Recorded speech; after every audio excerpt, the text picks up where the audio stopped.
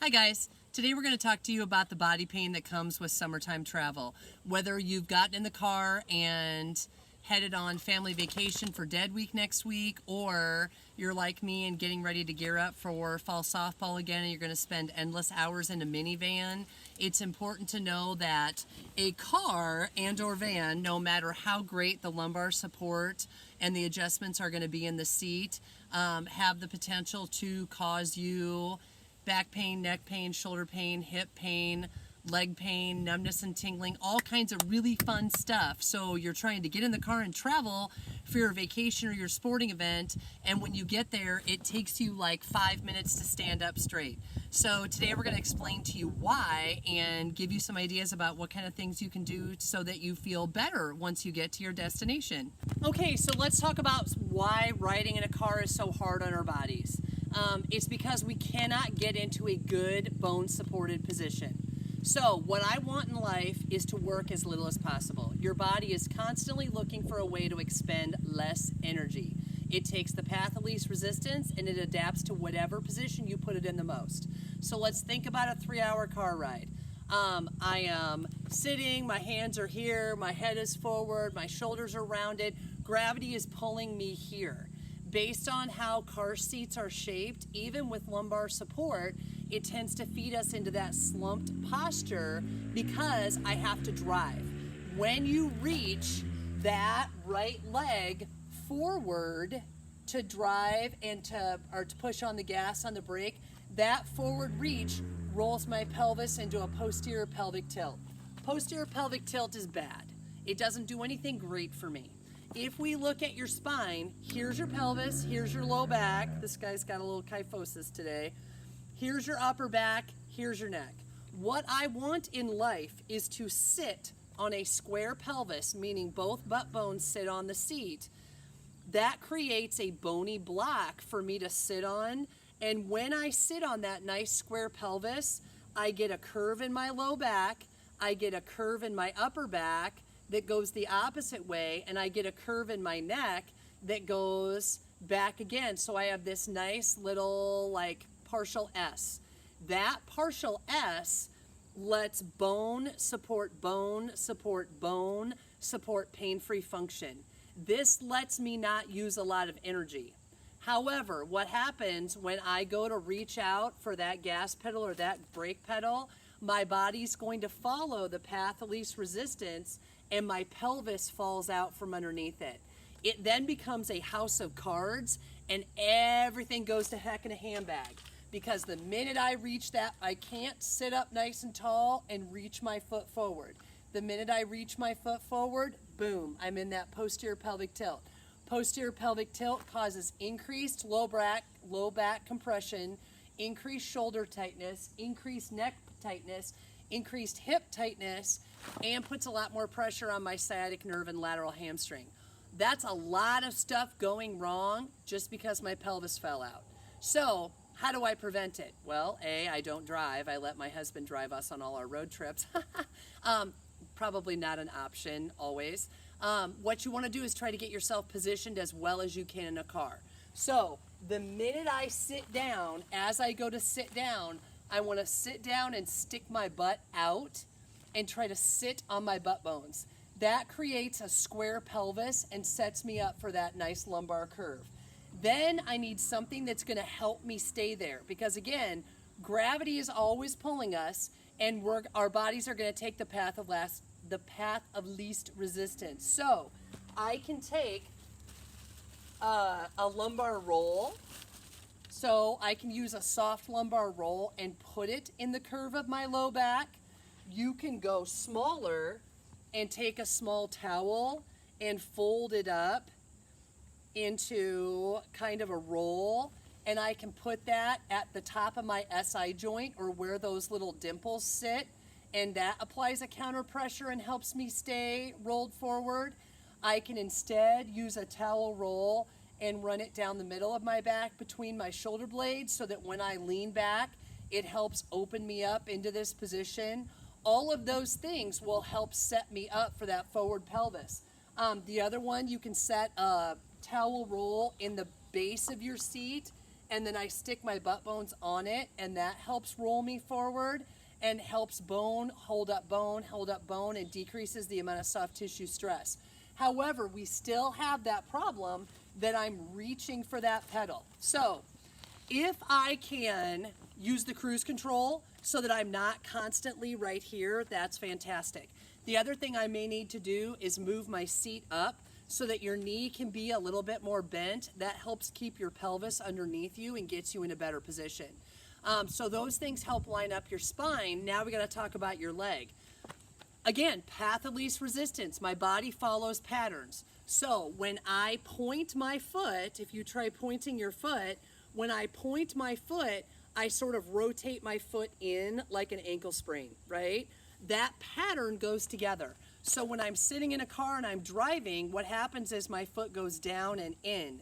When it goes down and in, that puts more stress on the outside of my calf muscle, the outside of my hamstring muscle, and that TFL and glute. So those pressures lead to increased compression through my low back, increased sciatic nerve pain, increased ankle tightness, which means then when I go to get up, I'm like, oh, and it takes me a couple minutes to get going. Because of the shape of a car seat, it tends to roll us out and we sit wide. And then when I depress the pedal, my foot is pushed down and rolled out. So it's feeding everything out and into a slump.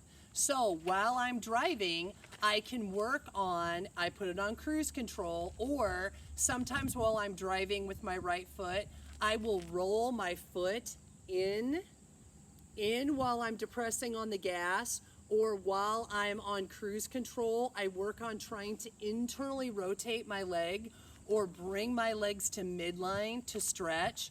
And then when we get somewhere, I'll do a lot of sitting or standing, knee to opposite shoulder, and rotate around it to stretch that hip out, because that position can be really, really hard on you.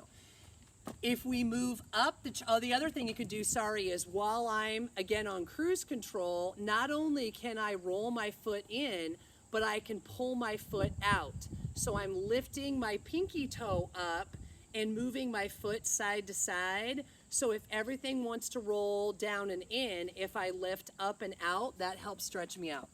So now we move up to the top, right? Tired neck, tight shoulders, this kind of stuff.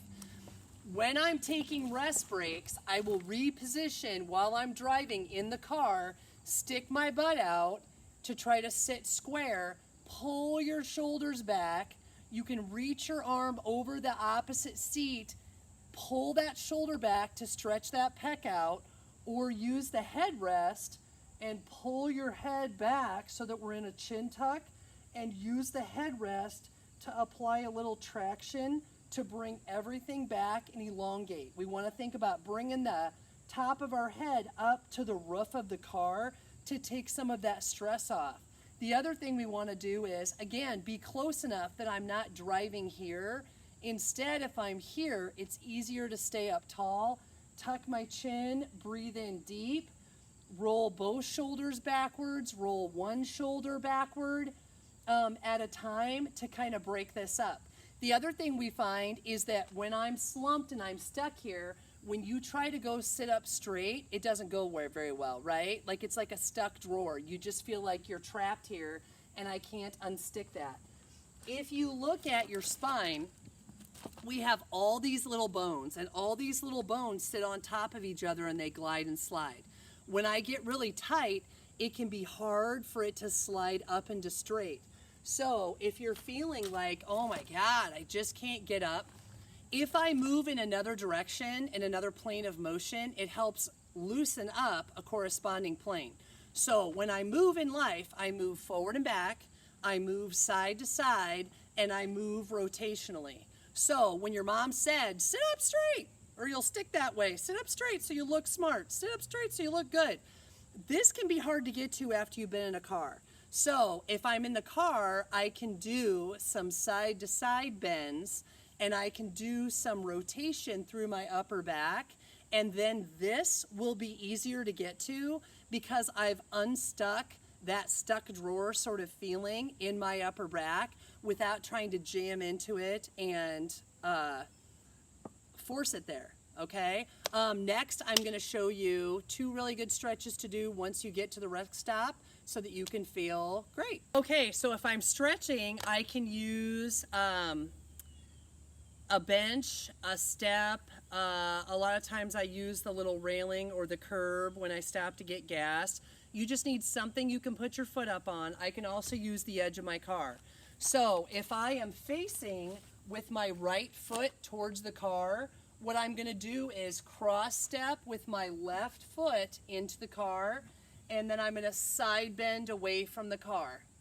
Okay, so if I face you and do it, we're stepping up and then we're side bending away. So if I step up with my left foot and I side bend to the left, I'm shifting into my right hip.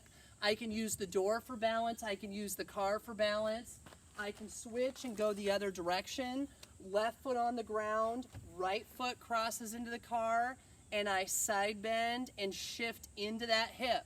We are trying to stretch out that tightness that we get from being in that driving position. So that helps loosen this up a little bit. Then we need to move up to that upper back because that gets really stuck too. So now it's the same concept. I can grab onto the side of the car, I can cross step across and hang into this lat and this rib cage. So if I grab onto my car, cross step, hang, shift into it, I can go the other way, cross step, hang, shift into it.